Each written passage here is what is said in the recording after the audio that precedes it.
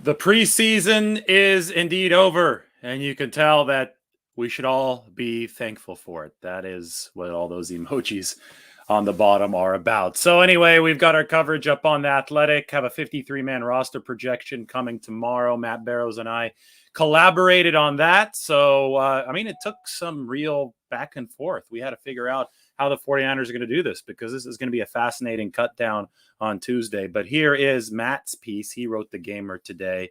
49ers O-line leaks. Yes, it did leak. The GM, John Lynch, talks up Trey's sermon and other items from the 49ers preseason flop at Houston. They lose the game 17-0.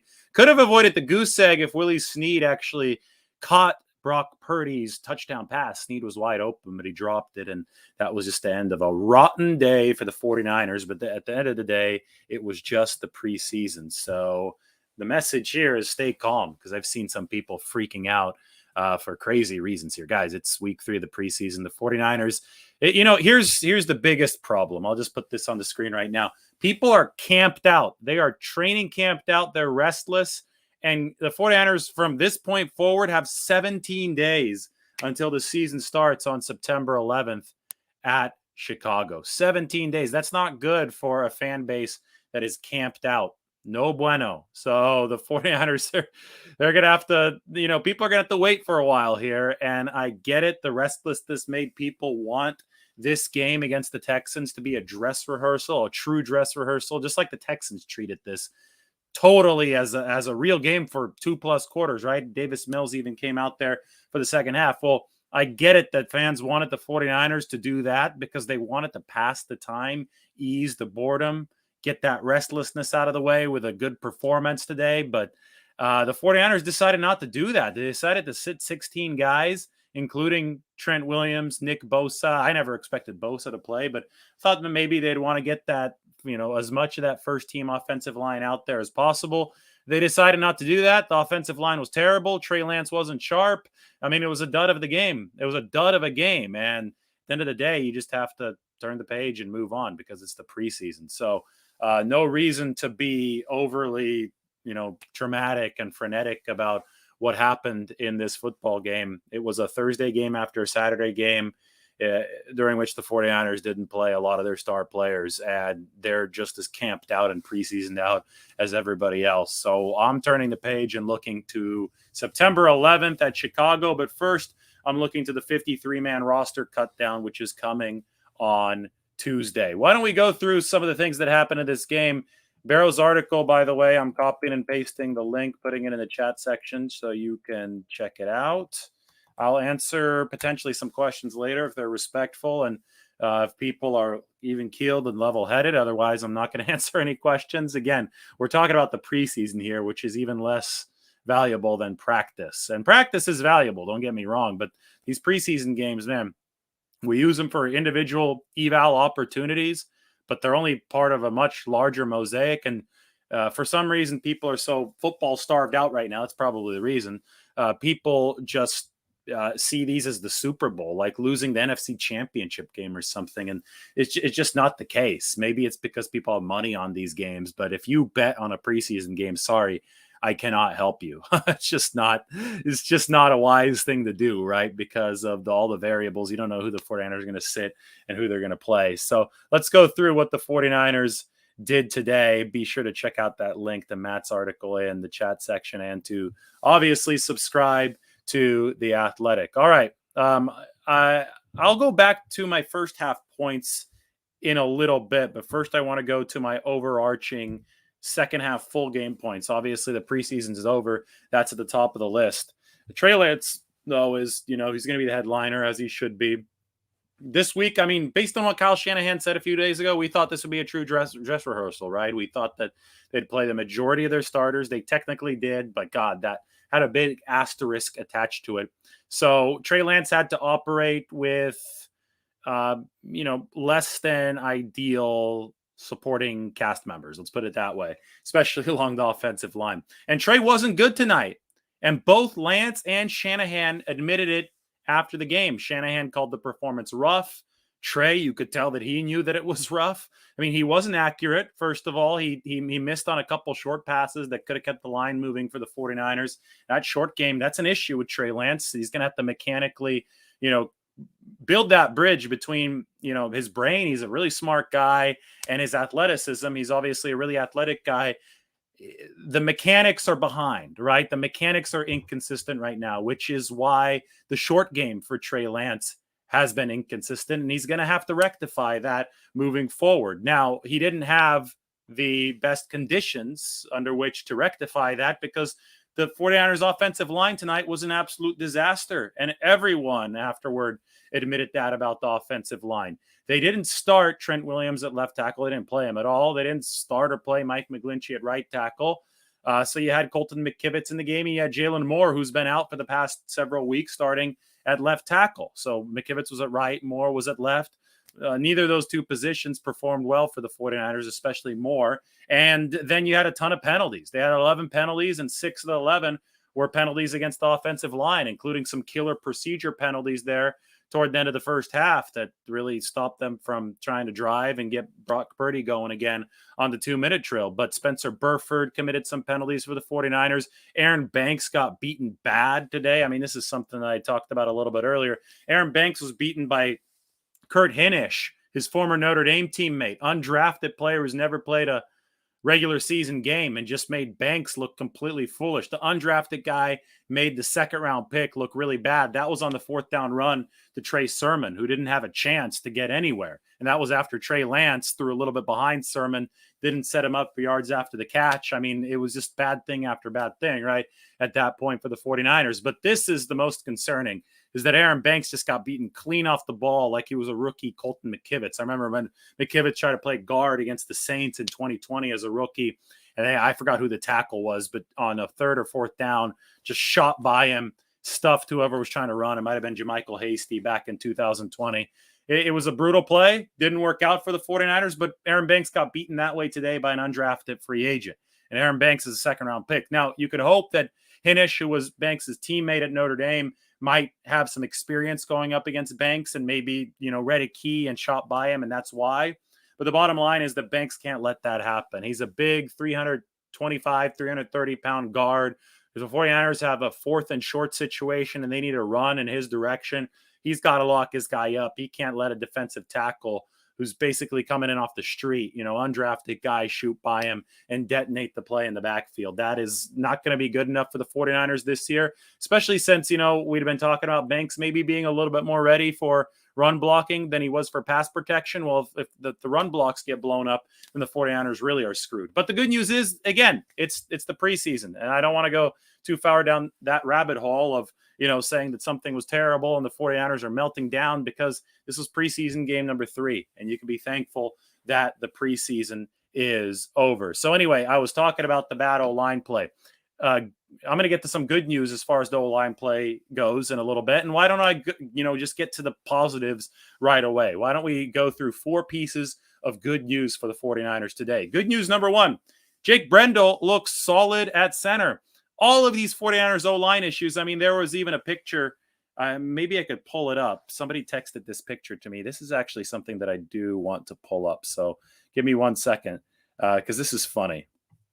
It's just like a screenshot of a moment in time for the 49ers offensive line today. And yep, here we go. This is going to be perfect.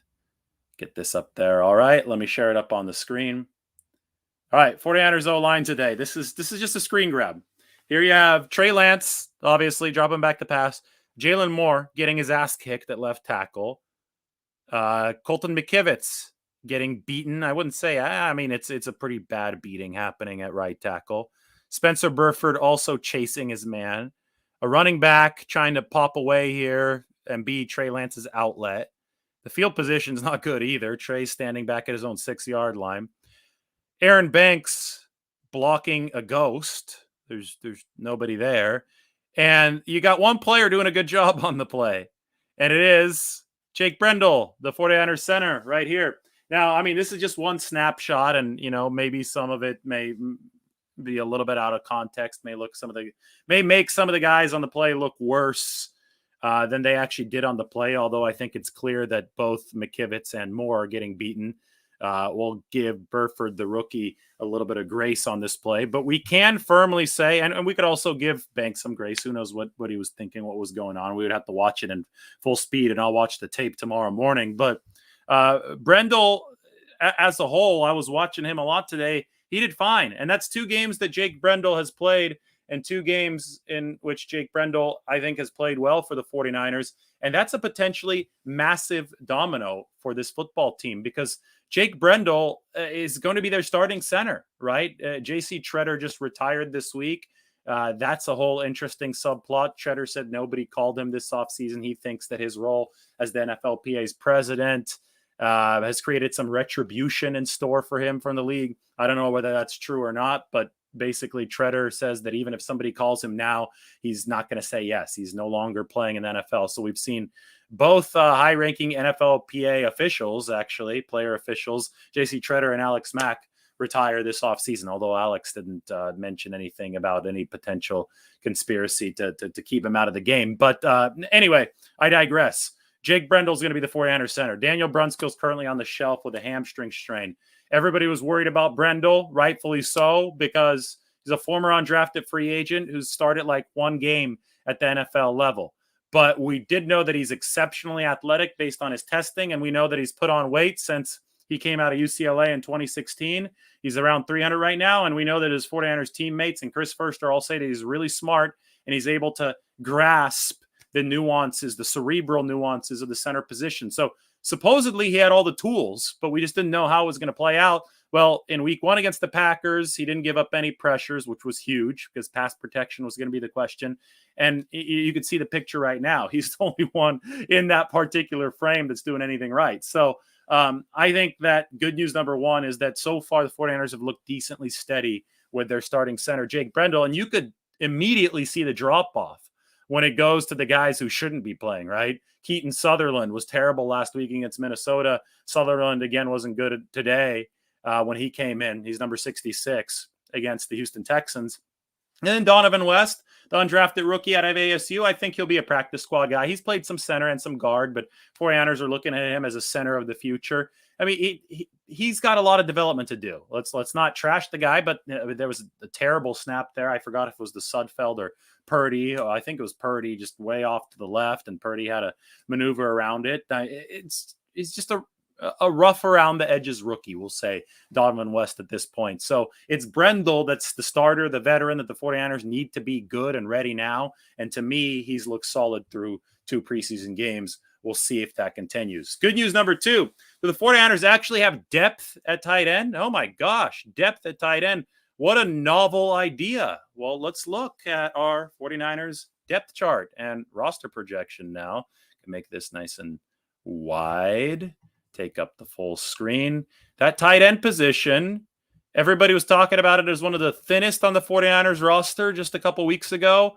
But boy, it might not be one of the thinnest. Obviously, George Kittle's a superstar. Charlie Werner back with a vengeance today. I thought that he played well, fully over the core muscle surgery, had that nice catch and run, played some physical football there. So Werner has rehabbed. He's ready to go as the 49ers tight end too. And then Ross Dwelly, I mean, he's dependable. That catch today from Ross Dwelly over the middle of the field, took a pop from the safety, held onto the ball, reminded me of Week 16, 2019, 4th quarter down the stretch against the Rams. Remember that big-time catch? Saturday night, Levi's Stadium. Robbie Gould ended up winning that game for the 49ers with a field goal. Speaking of O-line issues, the 49ers had them in that 2019 game. Remember that they had to keep George Kittle in to pass protect, and then Garoppolo converted the 2 3rd and 16s, one to Kendrick Bourne, one to Emmanuel Sanders. Well, earlier in that game, Ross Dwelly made just a manly catch, got lit up by the DB, held onto the football. And ever since then, the 49ers have firmly just said Ross Dwelly is a dependable player, really dependable player. Well, looked pretty dependable again today for the 49ers. And on top of that, Tyler Kroft is a guy that's earned their trust over the course of this offseason program. And Troy Fumagalli, he's also a vet in there. He's still with the football team. They obviously released Tanner Hudson the other day. He's already signed on with a new team. I think he's with the New York Giants now. So it just goes to show you that other teams consider the 49ers tight end depth pretty good. And I think that's been a positive development for them. All right, let's go on to good news number 3 for the 49ers. This one's simple. Samuel Womack. This guy's just good news in one body. I don't have to say anything. Samuel Womack is good news for the 49ers. This is something that I need to start hammering home more, is I think that the 49ers got to steal price-wise just because Samuel Womack is only 5'9", and the league projected him to be a nickel cornerback. And I think that the league just doesn't have an updated value chart for the nickel position yet. Because why is nickel somehow less important than outside cornerback? Cooper Kupp lines up at slot over 60% of the time. So a guy that almost broke the NFL single-season receiving record last year is lined up against nickels more often than he's lined up against outside cornerbacks. The game is changing.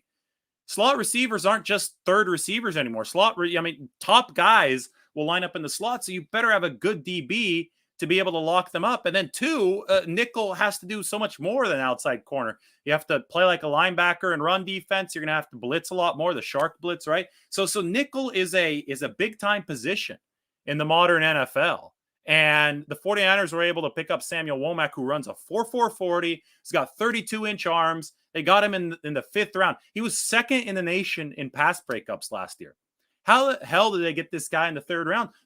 In the 5th round, not the 3rd round, the 5th round. How the hell did they get a guy that was number 2 in the nation in pass breakups, who was good throughout his entire career at Toledo? He has Toledo's program record for pass breakups, who runs a 4.4 40. How did that guy last until the 5th round? And I think and he has no character issues on his record.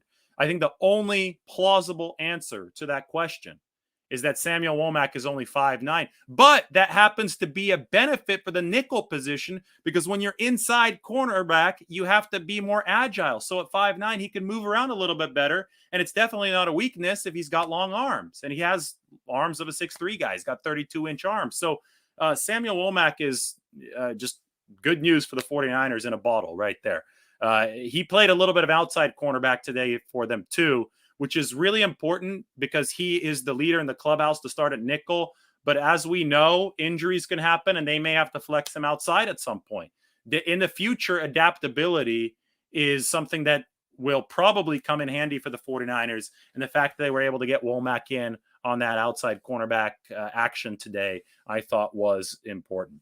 All right, and good news number 4, special teams is indeed in line for big improvements. We saw Malik Turner again. I know it probably should have been a helmet-to-helmet hit, but they didn't call it, A. And B, the 49ers are actually covering these kicks and these punts, and they seem coached and ready to go under Brian Schneider. Malik Turner's made plays 2 straight weeks as the up man last week, as the gunner this time around. I think he's going to make the team.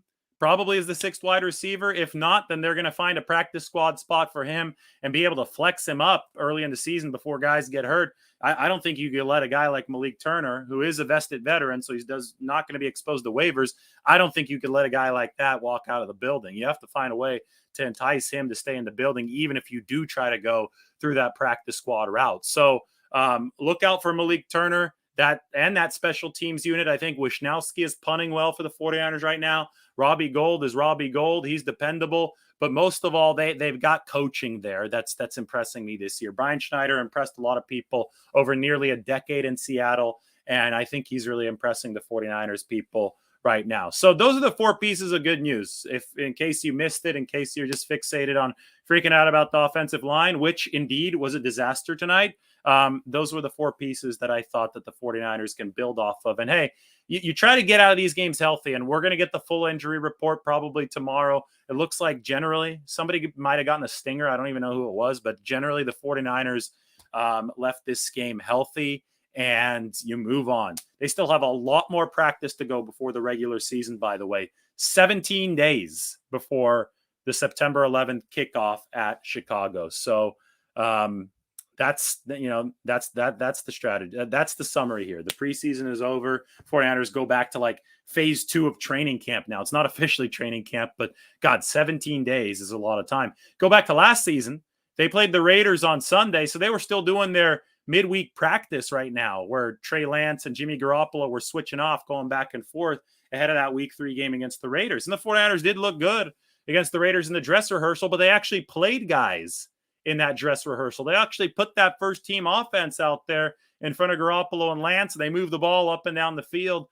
This year, they didn't treat it like a dress rehearsal, and I think the Thursday timing of the game, 17 days before September 11th, had a lot to do with that. Back to my first half notes. This will be funny. We'll go through some of them. Trey Lance, 7 of 11. Wasn't accurate in the short game. I mean, hey, we got to talk about that, right? The 49ers, when Garoppolo was healthy, led the league in yards after the catch. Both times, 2021. Those were the two fully healthy seasons. Everybody, that wanted to bash Garoppolo would come out and say, oh, well, that's only because Kyle Shanahan and because all you have to do is hand it off to Deebo Samuel and it's going to be yak no matter what. I think that you're seeing now that's clearly not the case. Playing quarterback in the National Football League, no matter what system you're in, is not easy.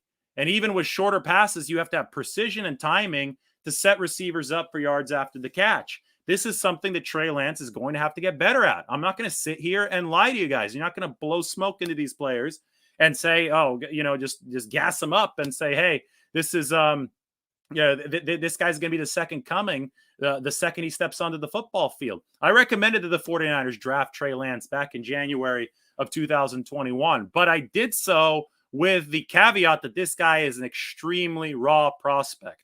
And oftentimes, especially for guys who haven't attempted all too many passes in their careers, and Trey Lance hadn't attempted all too many college passes coming to the 49ers, guys that are that raw, that unpolished, the short game is going to be the biggest issue for them. They're going to be able to air it out. He's going to be able to show off his athleticism.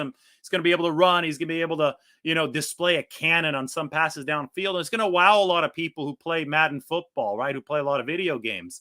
But if you want to talk real football, if you want to talk complementary football, setting up the run, down and distance type stuff, working with below average pass protection, it's about the release. It's about timing. It's about setting up yards after the catch. And that's, that precision game should not be taken for granted. That's what I put a little bit earlier today. Setting up yak should not be taken for granted. Jimmy Garoppolo, very good at that. Trey Lance, not great at that yet, at this point. Now the 49ers fully believe that he can iron it out and become a quarterback that can deliver in that regard. But today, he missed Kittle. Today, I counted as a miss of Trey Sermon. That ball needs to be out in front of him. It's only a 4 or 5 yard pass. It's got to be out in front of him so Trey can take that and run past the linebacker, but the linebacker was able to tackle him right away. Those are the throws, the bread and butter throws in Kyle Shanahan's system that Trey Lance is going to have to consistently make. He's obviously physically capable of making them, but now he has to consistently execute them. Point blank. Pass protection wasn't an issue on either of those two plays. Now, it was an issue on several more plays. And there was one in particular where I thought that it was a protection issue and a Trey Lance issue. It was on the left side. Jalen Moore got beat by Jerry Hughes, longtime edge rusher for the Bills. Kind of just rips by Jalen Moore right in Trey Lance's vision. So Trey obviously had to have seen it. If he didn't see it, the 49ers have bigger problems. And Trey kind of shuffles, steps up to the left and, closer to the line of scrimmage. And God, he has to know that Jerry Hughes is there. He just beat the left tackle in plain sight. He was looking left. He beats the left tackle, Jalen Moore. So Lance steps up and is just kind of waiting forever to throw downfield. And by the time he finally takes, a pretty elongated windup and release, Jerry Hughes comes in there and basically almost forces a fumble, but does create the incomplete pass. So the release has got to be quicker from Trey Lance in situations like that. The game starts to slow down a bit more for him because if it slows down, then you play faster. It's kind of that quandary in that situation. And in that particular situation, he basically wasn't quick enough. So you could talk about the pass protection all you want, but the QB's got to have the release to get the ball out of there. And with pass protection as bad as we saw for the 49ers today, the average time from snap to release is going to have to be faster than 3 seconds. And Trey was at 3.21 today. That's way too high, right? I get that he wants more time for plays to develop, that he wants to use his legs, that average time is going to be higher than a guy like Davis Mills or a guy like Jimmy Garoppolo. But at some point, you got to work with the protection that you have. And if you have Jalen Moore at left tackle just getting spanked, you got to get rid of the football. You got to find a way to make it work. And obviously on that play, Trey Lance didn't make it work. Still, all in all, that pass protection was a problem for the 49ers. And, I could go back to Banks getting beat by Kurt Hinish on that fourth down play. Trey Sermon ran decently well today. He led the 49ers in rushing. It's not saying much. He had 20 yards. But that number was hurt by the fact that Banks just blew up in front of him on that one play. But what's interesting is what John Lynch said about Aaron Banks today, and I will read John Lynch's quote for you. Matt Barrows had it in his article today, so let's go to John Lynch. This is before the game on Trey Sermon. He said first that Trey was just trying to bounce to the outside too much as a rookie last year, that he wasn't really taking it north-south, wasn't running downhill as much as the 49ers would like. And he said that was an issue with a lot of rookie running backs because in college you can outrun everybody to the edge. In the NFL, you can't do that. So John said today to Amazon, so we really challenged Trey to do that.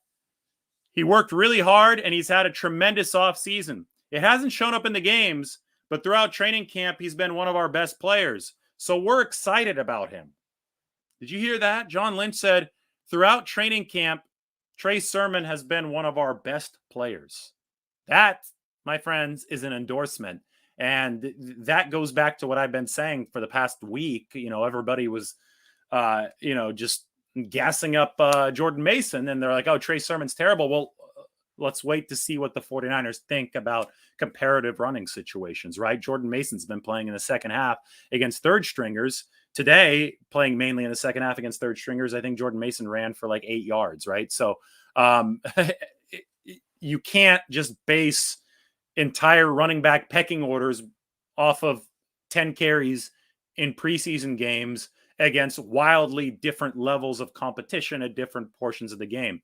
It was clear that the 49ers had seen something more from Trey Sermon throughout this offseason and in practice, and John Lynch just verified that. And guess what? When John Lynch just said he's been one of our best players in training camp, it's a good bet that Trey Sermon is going to make the 53-man roster. I'll talk more about the roster projection later. We made ours tonight. You'll see it up on The Athletic tomorrow behind all of our reasoning. That's going to happen on the 30th, which is Tuesday. So hold tight for that. A lot of tough decisions coming up for the 49ers. That running back room, though, that seems to be the lightning rod this year. That's what everybody's talking about. Everybody's kind of separated into their various camps, right? Some people in the Jordan Mason camp. You got some Jermichael Hasty fans, and then obviously you have people talking about Trey Sermon. Sermon seems to have been the one that's gotten the short end of the stick on Twitter.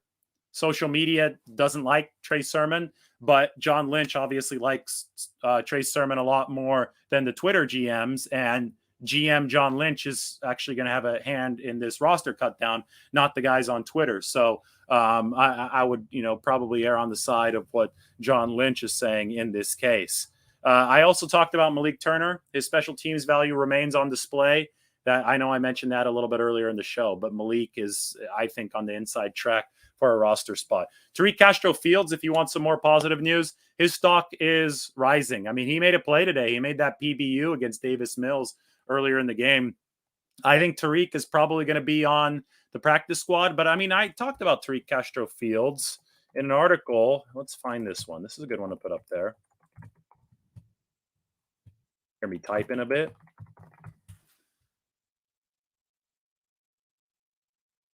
Let's talk about Tariq. This is a good player to discuss on a night like this.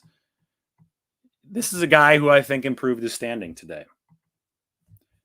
How Tariq Castro-Fields' persistence at Penn State intrigued the 49ers. If you want to read this on The Athletic, well, go to the chat section, which is really busy right now, as I can see.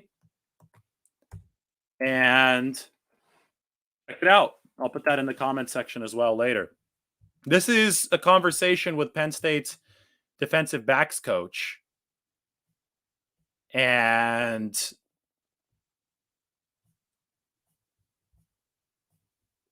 what's his DB coach's name? Terry Smith. And there's good insight on him. He's got good athletic measurements, as you can see here. The 40-yard dash, the 10-yard split, the height, the wingspan, all above average or, closer to the top. 974 relative athletic score for Tariq Castro-Fields, also really good. Was projected to be a higher draft pick earlier in his Penn State career. Injury held him back. 49ers actually were really interested in him back when they played Washington in 2019. In that Mud Bowl game, Adam Peters drove out to State College in the middle of Pennsylvania to scout Tariq Castro-Fields. Back then, he was maybe a first-round type of prospect. Instead, he went down in the 6th round to the 49ers several years later. Kind of like Drake Jackson, right? He cooled off as a prospect over his time in college. Different reasons between Drake Jackson and Tariq Castro-Fields, but both guys, the 49ers, hope they can get their best football from them after developing them at the NFL level. So I thought that today was a good step forward for Tariq Castro-Fields on a long road. Let's be honest. It's still a long road for him. He's probably going to be a practice squad guy for the 49ers this year just due to roster constraints, but be sure to check out that article. Nice run stop for Marcelino McCrary-Ball. Just like Tariq Castro-Fields, I expect McCrary-Ball to be a practice squad project for the 49ers. And I said this at halftime. Let's see some more Jordan Mason and Brock Purdy. Well, we didn't see too much Jordan Mason. Not much running room, not much productivity from him today. Brock Purdy, I thought he played well. I thought that A, he's running for his life on all those plays. B, he would have led the 49ers to another 2-minute drill score if Willie Snead hadn't dropped that easy touchdown pass there at the end. And see that there was that interception. That wasn't a good pick. The linebacker, you just didn't see him coming over the middle.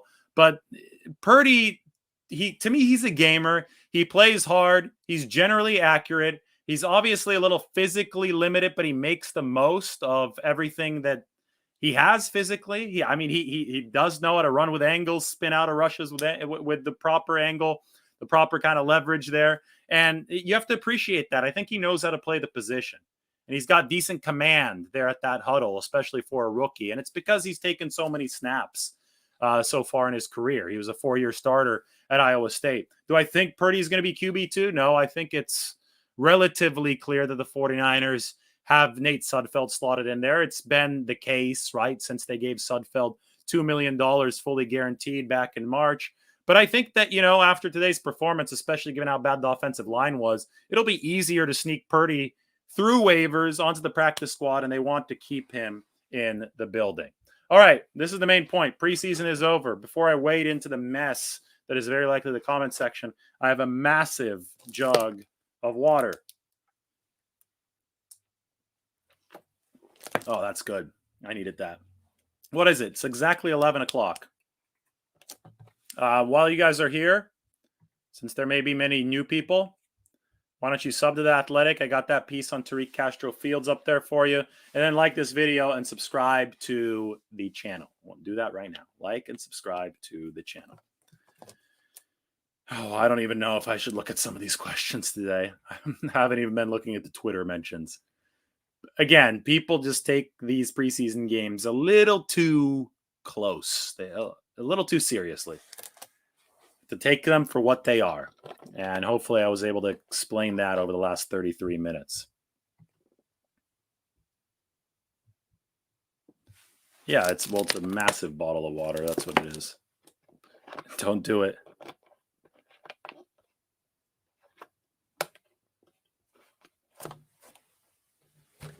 Well, somebody's 6 minutes away from NRG Stadium. That's cool. I'm looking at some of these. Don says he watched Trey underthrow Debo by 10 yards. I didn't have a problem with that pass. I don't think Debo had that much separation there. Good play by the DB. That's tough. I think the more concerning passes are Trey missing George Kittle and not setting Trey Sermon up for Yak. Those are the two concerning passes to me. I think that the long one, every quarterback is under 50% on deep passes. There's a lot that has to go right for those deep passes. And again, I don't think the Debo had crazy separation. Could have been pass interference too on that play. Yeah, this is Lions. Did they really? The Lions went 4-0 in the preseason, the year they went 0-16. Yeah, the Niners went 2-1. I joked the other day when they went 2-0 after beating Minnesota, they're going to go undefeated. Obviously joking. Here, I'm going to put this back up here. I don't see any great questions right now. So I'm going to put this up here. The preseason is over. This is the main prevailing sentiment.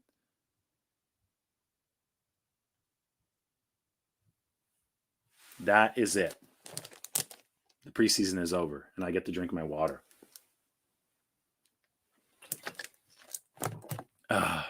Thanks, 49 Lakers. Appreciate you, man.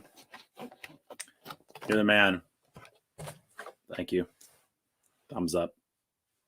That's weird. It looks weird on the camera. I got to go that way. Yeah. Thumbs up.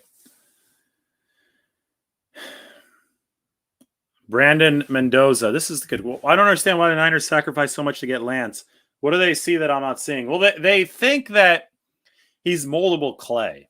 He's really fast. He hasn't had really a chance in these preseason games to run yet. And he's got a big arm, and he has enough pro-style offensive background to where they think he's going to determine the right spot to go with the football. They love that. The big disconnect, the reason he doesn't look as good in some of these situations is because the mechanics, because he's so raw, haven't caught up to what they think is, his great brain power and obviously his athleticism. So the hope is that once the mechanics click, because he gets enough reps, that, he could transcend the position. He could be accurate from the pocket and he could run when he needs to. So that's what the 49ers are seeing. Do they get there? Nobody knows for sure. They're hoping he gets there. The next question is, how long does it take him to get there?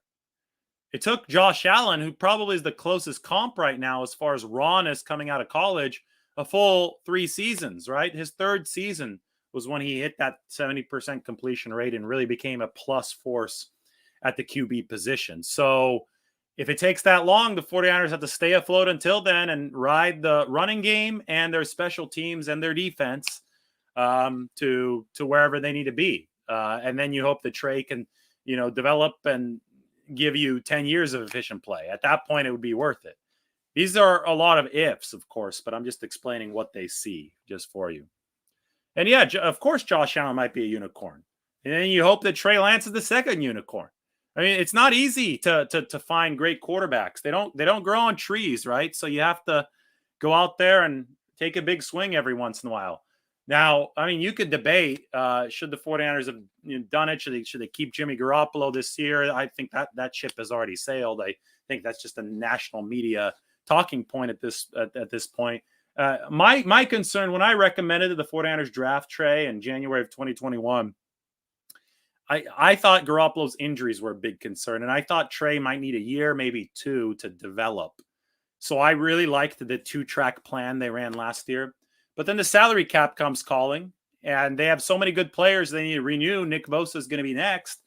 That, I think the 49ers really did the cost-benefit analysis, and they said, oh boy, we had better make sure that we save some money here against the cap. And that's why they're probably going to let go Jimmy Garoppolo here to save the $24 million. But anyway, I digress. Back to Josh Allen, Trey Lance. You hope that he follows that path, given how much you invested to acquire him.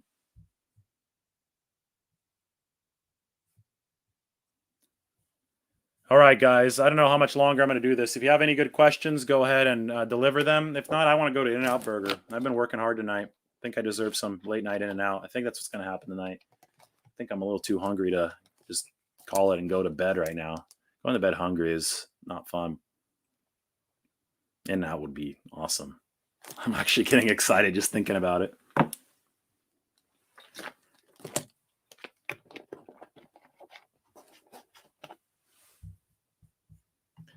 See, with the offensive line, this is a good question. Do you think the 49ers should pick up a guard or a tackle? Should they just keep building the current players up?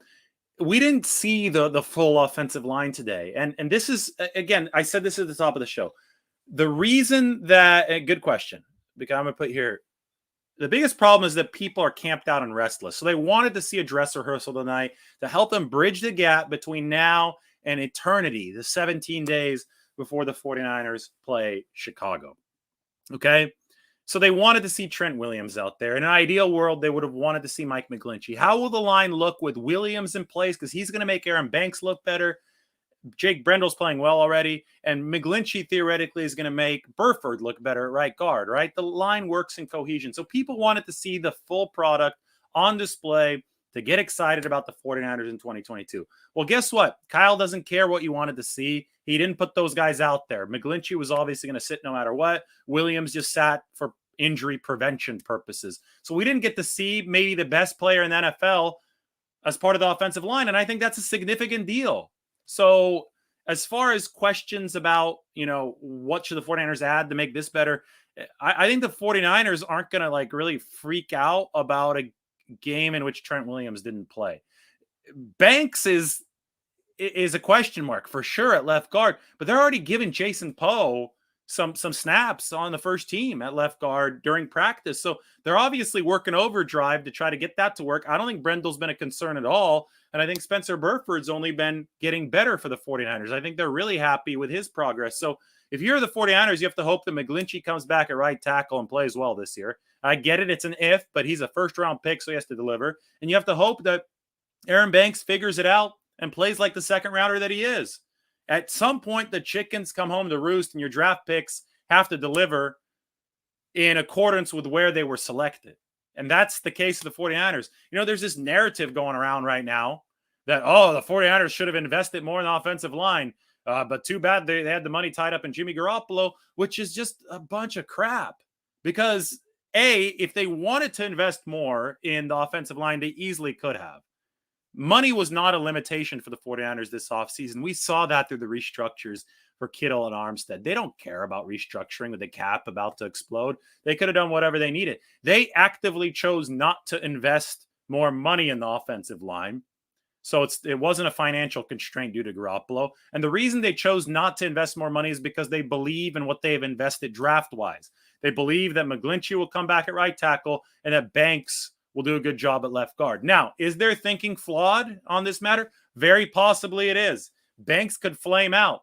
McGlinchey could, not return fully from, this injury-riddled offseason, really. He had the quad last year, was rehabbing, and now the knee on the same leg is hurting him. They say it's not a related injury, but it is the same leg. The 49ers' insistence to really just stand pat and not work on an upgrade because they believed in McGlinchey and they believed in Banks, and hey, it looks like they believe in Burford too. That could end up biting them, but it's not for like a lack of investment. They have invested through the draft. It's just that people are restless right now because they haven't seen the full product and they don't know what the actual answer to this situation will be. But the investment is there. Right? The investment is there. It's become through the draft. It hasn't come necessarily financially, although they do have the highest paid lineman in the game in Trent Williams. That came the year before. But we have to see how this is all going to pan out. So that's why I say calm down. Stay calm. Let's see what happens on September 11th when the 49ers play the Chicago Bears. All right. Thanks, everybody, for joining. I think that's long enough today. I think I covered everything. Jimmy Garoppolo is still on the roster in case anybody's asking about him. I mean, we'll see what the 49ers do. I think that they don't want him taking up a roster spot. That's just my hunch, though. Like the video, sub to the channel. Thanks, everybody, for joining. It's late, right? It's late. Everybody get to sleep or go to In-N-Out Burger or go get a burrito right now. Those are your acceptable late-night food options. Thanks for joining. Take care. Have a good one. We'll talk to you on Friday.